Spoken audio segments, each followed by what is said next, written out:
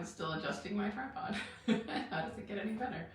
Oh my goodness, I'm still sort of adjusting my tripod, let's be honest. I'm just like trying to, I don't know. It's interesting, once I hit live, I suddenly become so much more aware of like background and things. You ever do that with emails where like you write an email and you read it 7 times and it's fine, and the second you hit send, it's like you see all your spelling errors and all the things that you like didn't do right. It's like that with lives for me. It's really funny. Oh my goodness. So everywhere that we're judging ourselves or trying to get it right or trying to be perfect or whatever that is, can we just try and create that? Oh, right, wrong, good, bad, POD, all 9 shorts, boys, and beyonds. I think that reads for quite a few people, myself included, I suppose. Oh my goodness, I didn't come live last week, and I have not been consistent, and it's Thursday and not Wednesday, and I was actually looking at that this morning of like, actually yesterday and today, is that I've been overscheduling myself on Wednesdays, where like I've had like 10 to 11 like clients a day, and I'm like, what am I doing? This is why I left corporate, was when I worked in the corporate world, I would see 12 patients a day, and it sucked. And I was like, why did I recreate this for myself? And I was just laughing at myself. So I've actually had to go through and like look at my schedule for the next few weeks and actually like mark off times on Wednesdays so that I like stop just filling my day with clients. So like the rest of the week I stop at 5, and on Wednesdays I work into the evening, and it's like my one late night. But the plan was to start at like 2 and work till 9, not to start at 10 like I normally do and work till 9, which is what I've created. So this is a total aside, but it's a great like business thing to be aware of, is like we all think like, well, like when we work for ourselves that we will like be like, you'll create more time, you'll create more space and all the things, and it's so easy to get back and trained to this reality of wanting to get everybody in, people pleasing, wanting to make more money and all the things, which is actually like why, like, well, at least for me, like a major reason that I wanted to go out on my own was to not do that. So I like really looked at that and pot and pocked myself, and I'm like choosing something different now, and I'd actually like to start doing these again on Wednesdays, and have a specific time. So I need to look at what that time is, probably noon, if I had to think about it. So, but I was just looking at that today of like, all right, where am I not choosing this? And where am I not choosing to show up in my life and my business and actually do lives once a week, because I really enjoy it and it contributes. And so I'm sorry for being a day late today. And interestingly, like the topic I really wanted to talk to you about was where you're trying to like be relatable. And that came up, I don't know if you noticed, I changed the title of this business page from Melissa Mahan CF to Dr. Melissa Mahan CF. And why did I do that? Well, I've always, not always, but for the last 10 years, I've been a doctor of psychology, and I often like throw that doctor thing out. And I've been doing it for a long time, not just since I came to Access, but I realized how many places in my life I never wanted the doctor there. Not that I wasn't acknowledging that, yes, I have a doctorate, but it was like I didn't want it there because I wanted to be relatable. And I always wanted to be like, I'm not better than you, I'm not above you, I'm not blah, blah, blah, blah, blah. And I think a lot of that came from watching other people get a doctorate, like alongside me. And it's like their whole demeanor changed and they kind of became assholes. And I watched a lot of people do this where it's like they became this sort of pompous, like, I'm a doctor, you will address me as a doctor. And I was like, I don't want to fucking be that. So instead of like actually looking at what was true for me, I just threw the whole thing out. I was like, oh yes, my name is Dr. Melissa Mann, but you can call me Melissa. And like with my patients, with anybody moving forward in my life, and that is of course true with my friends and everything else. And I still on some level just think the whole like doctor thing is like, I don't know, overused, overdone. But I also realized where I've been trying so hard to be relatable in all areas of my life that it's actually like been a diminishment of me and my power and potency and all these things. And this came from when I was first licensed and I was working at the corporate job that I was just talking about having quit. I worked with a friend of mine, and people would address the two of us together. Mind you, we have the same degree, the same everything. And we'd walk through the halls together in a conversation, and they'd say, hi, doctor, to him, and hi, Melissa, to me. And I was like, like, what is that? And at the time I was like, oh, that's because he'll get mad if people don't call him doctor. And so I like very much brushed it off as like, well, that's just like because he needs that and I don't need that. And so I kind of laughed it off for years. And it just happened again over the weekend when I was at the advanced body class in Houston. I was with a friend of mine who also has the same degree, same doctorate, same everything as me. And somebody addressed her and I together and called her doctor by her last name and me Melissa. And I was like, this has shown up before. And I was like, wow, this is showing up in Access. I was like, this is fascinating to me. But it really made me look at like, where am I not choosing that, or where have I been like diminishing that as a way of trying to be like, I'm just like everybody else. And I heard Dane talk about this when he was talking about like being on a private jet and all the things, and like all the places that he's like tried to be relatable and not post pictures and not talk about private jets and not talk about like all his fancy cars and sort of those things where like he's been like, no, I'm just like you. And in reality, he was talking recently of like realizing that like when he does that, it actually like people don't come to hear from somebody who's just like them because that's who they're friends with. But they're actually coming to you as a facilitator, as somebody in business, somebody who has something to offer, because they like need to see you at a certain level, like that they're aspiring to. And it's not to say like, oh, you're better or you're above them or anything like that, but that's actually what people are looking for, is somebody to show them the way where you're showing them what you already sort of, where you're already at. They need to see you in some authority. And even when he said that, I sort of rejected it. Like this was maybe, I don't know, 2 months ago. And I was like, okay. And I was really, really looking at that recently on all the places and spaces that I've been doing this.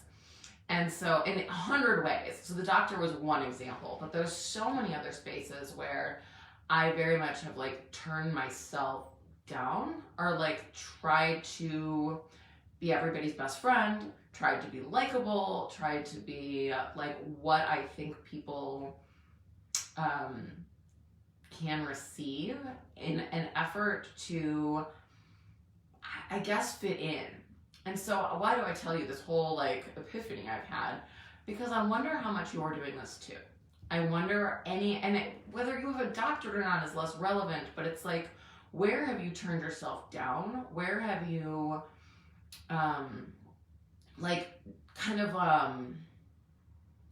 is the word I'm looking for? Like almost dumbed down, and not from like a smart or stupid thing, but like made yourself smaller to try to be liked, to try to fit in, to try to show other people that like you're just like them. And everything that is, we destroy it and create it. Yeah, right, wrong, good, bad, pod, poc, all 9 shorts, boys and beyonds. And even as we go into like holidays and family and all the things, like, do you shrink yourself when you're around certain people? Do you shrink yourself when you're around your parents? Do you shrink yourself when you're suddenly around cousins or siblings or like family at all? To like try to be as small as possible and not be seen or known. And what would it create if you actually showed up being the difference that you be, and acknowledging how different you actually are? And there's a line here, right? So like if you're going around family, you're going around like old friends, people who like just aren't gonna get who you be today, then there's a way to sort of like ask like, okay, what can they receive? And also not turning yourself down. It may be just a matter of not sharing every detail of your life that they won't understand, but that doesn't have to mean that you turn yourself off, you turn yourself down, or you make yourself less. So what can we choose and be now that we've never chosen before, as you get around a lot of people, especially as you get around people that like have always known you? There's sort of an energy to like the people that have like, even like old friends, like people who've known you forever. And there's a lot of stuff that comes up around the holidays with this, because people are in town, you get together, people you don't normally see, and they're sort of expecting you to be a certain way. And then you feel wrong for being as different as you are. And sometimes they will make you wrong for being as different as you are and be like, you've changed, you're different, you know? And that might seem like, like an insult, I guess is where I'm trying to go with that, is that it may appear that they're actually trying to like find you in space by being like, what's wrong with you? Why are you different? Why are you doing all this weird stuff? and just acknowledge it and just laugh and be like, you're right, I am different. I've changed a lot, and so tell me about what's going on with your life, and switch the conversation, bring it back to them, bring it back to something else. But again, that doesn't mean you have to then shrink or be like, I haven't changed. I don't know what you're talking about. Like, I'm the same person you've always known. Let me prove it to you. And then you spend the next 3 hours trying to be the person that you were 5 years ago, or whenever they like have a reference point for you, which actually brings you back to that space, because we are so psychic and we are so aware of like what other people are expecting that so quickly we become that. Have you ever walked into your parents' house and suddenly become a child again? And things that come out of your mouth, you're like, who am I? Like, what happened there? Like, I'm, in my 30s, and you get around parents and it's like suddenly you're 12 years old again, or you're 7 years old again, or whatever that is.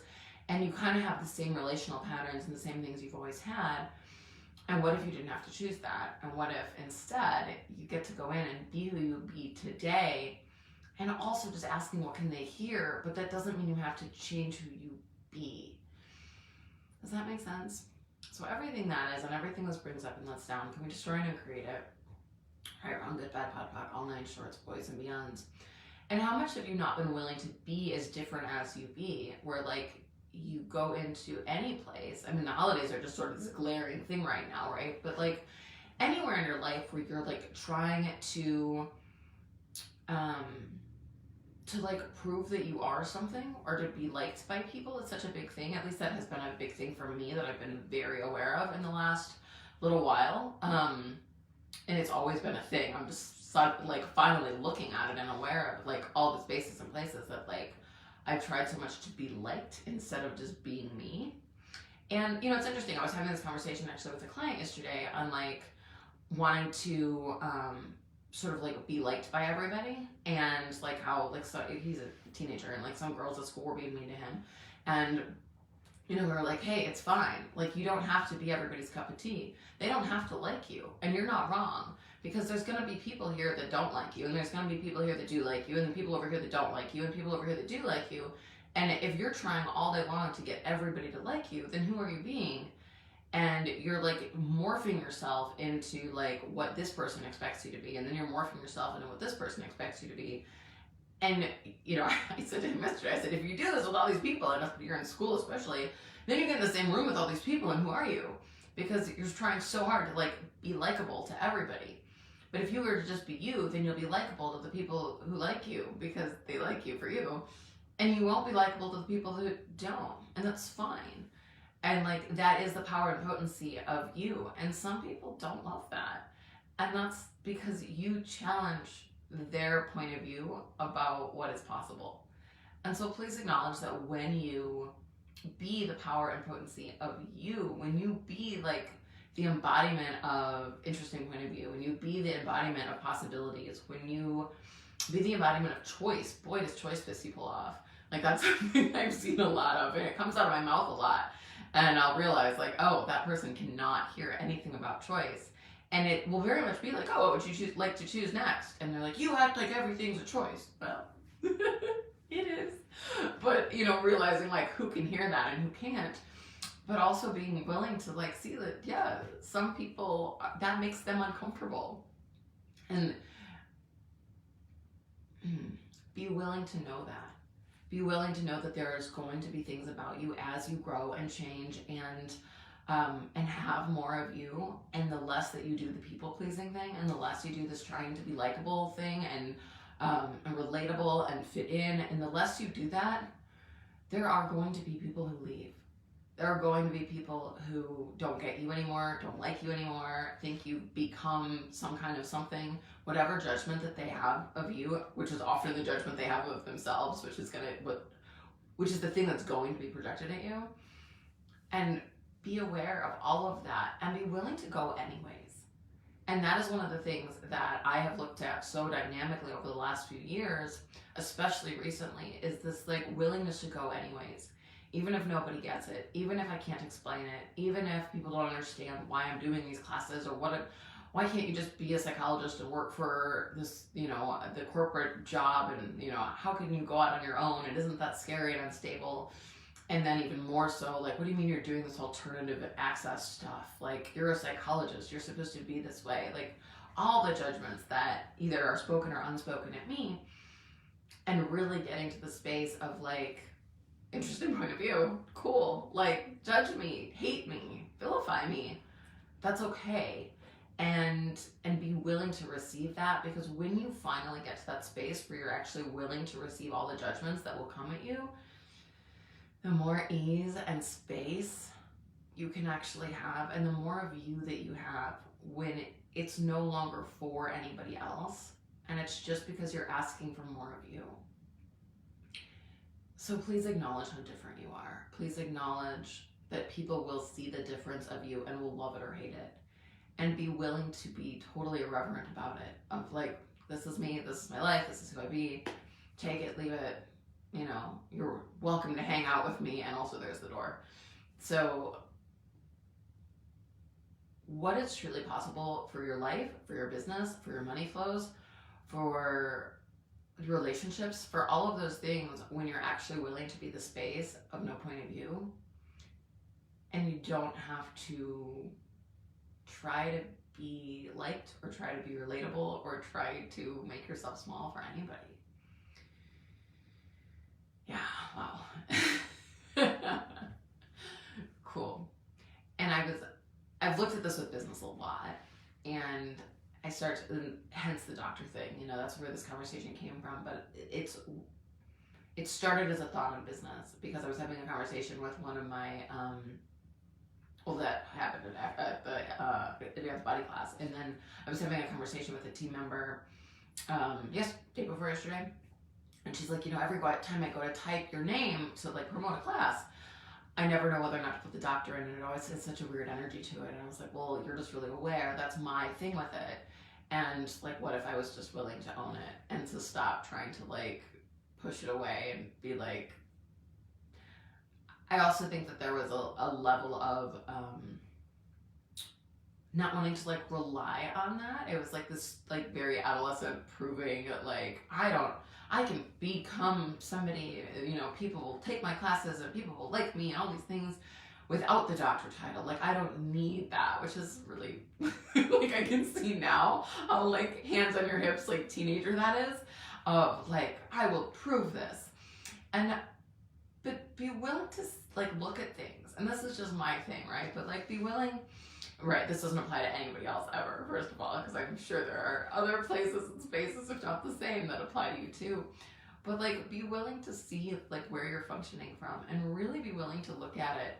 And, like, anything that creates, like, a weird energy every time you go to write it, or even when you go to say it. I do these clearings in the money party where, you know, I often talk about, like, if I'm tripping over a word, I'll stop and be like, what is this word I've now tripped over 3 times? And we'll kind of look at it of like, oh, like, you know, where am I not willing to have that or be that? Or like, what is that I continue to trip over that word? But like, look at all these places in your life, even if you go to type something and it like creates a weird energy, or you go to talk about something and it creates a weird energy. And like, actually be willing to be like, what is it? Instead of being like, oh, whatever. And like, we brush past it, we brush past it. This, like, being willing to be known as, like, a doctor man in my life has been a thing since I became a doctor. Since I got the degree 10, 11 years ago. And I'm just now really looking at it. Because I was all the time willing to, like, push it off as, like, oh, well, I don't want to do that because I don't want to be like this person. And it was very much about, like, and not wanting to be like a certain energy, rather than actually looking at what was true for me. And so anywhere in your life that you're just like, oh, like you have excuses or you have reasons and justifications, start to look at like, okay, but what is it really? And if I was having my reality with this and I wasn't looking to somebody else's reality, and I wasn't doing comparison, and I wasn't doing the, well, I don't want to be this energy, what is truly possible and what is truly my reality, that if I would choose it, would create greater possibilities. Yeah, I'm reading that. It's right, wrong, good, bad, pod, all night shorts, boys and beyonds. And it's funny, this clearing we've been doing in the money party, and we have like 2 days of it left. I'll do it here when I'm done with this in a second. So if you're in the money party, go over there. If you're not in the money party, it's facebookgroups.com or facebook.com/groups/the money party, or you can just search it to join. It's free. And I do clearings and things in there all the time, with various challenges and various money things. And what we've been doing is clearing what am I capable of creating that I have been unwilling to perceive, know, be, and receive, that if I would choose would actualize as less work, more money, and greater change in the world. And it has really, first of all, there's a level of joy to it that, like, every time I run it, it's like I just get happy. And it also has created this, like, awareness of, like, that begins with what am I unwilling to perceive, know, be, and receive. And those are all the things that we keep hidden from ourselves, where we have been unwilling to perceive something, been unwilling to know something, been unwilling to receive something, been unwilling to perceive something. Where if we would actually choose to acknowledge, to perceive, know, be, and receive all of those things, that something else is truly possible. And ask yourself, like, really play in that, like, where am I, what are my blind spots? What have I been unwilling to perceive, know, be, and receive, that if I would choose it, would create something greater? And start playing in that and asking that every day. And, like, what, universe, show me what I'm missing. Show me what my blind spots are. Show me what I have kept hidden, even from myself, that if I would choose to see it, would create something different. And see what starts to show up, because that's how we start to sort of unravel and unlock all of the things that we're doing, that we're keeping hidden from ourselves, that when we are willing to see them actually create, like, really create what we're asking for. And I found too that if I'm asking for something over and over and over and over again, and nothing's changing, nothing's moving, and it seems really stagnant, there's something I'm unwilling to look at, and I'm not asking the right questions. So, like, if you are running a clearing, you're asking the same question all the time, and you're just like, why is this not working? I'm coming up against the same thing. Look at, like, okay, what am I missing? What am I not looking at? And not from a, like, what am I missing here? You know, because we do that all the time, like, we're asking a question, but we're not really asking a question. It's more of, like, this statement of conclusion that, like, I'm wrong.